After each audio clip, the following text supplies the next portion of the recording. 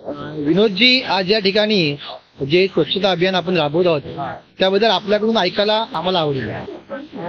कसं आहे दादा, 500 वर्ष आपण वाट पाहिली, म्हणजे देवाला स्वतःच्या घरी जायला 500 वर्ष लागली, तर तो जो आनंद आहे तो किती दुखला असेल आणि किती प्रमाणात आपण साजरा करणार याचा अंदाज नसेल तुम्हाला. भारतवर्ष हा कार्यक्रम साजरा करत आहे.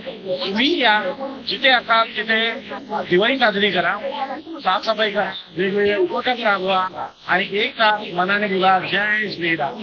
जय जय श्रीराम. परंतु एका हातात भगवा ध्वज प्रभू श्रीरामांचा आणि एका हातात सफाई स्वच्छतेचा हा संदेश, तुम्ही याबद्दल काय सूचित करू इच्छिता? हे आमच्या सनातन हिंदू धर्माने दिलेलं आहे आणि हे आमचे माननीय जे पंतप्रधान आहेत त्यांनी दिलेलं आहे. दोन्हींचा उद्देश असा आहे की समाजासाठी, समाज कल्याणासाठी काम करा. एक हातात हे जे निशाण आहे याचा अर्थ असा आहे की साफसफाई ठेवा, आपला परिवार, आपला परिसर, आपला परिवार, आपलं कुटुंब सगळ्या ठिकाणी स्वच्छता, जिथे राहतात स्वच्छता बाळगा. आणि ह्याचा निशाण आहे कट्टर राहा, धर्म वाचवा आणि धर्मावर राहा आणि धर्माने वागा. आज या ठिकाणी जो उपक्रम स्वच्छता अभियान करण्यात आला आहे तो कोणाच्या माध्यमातून करण्यात आला आहे?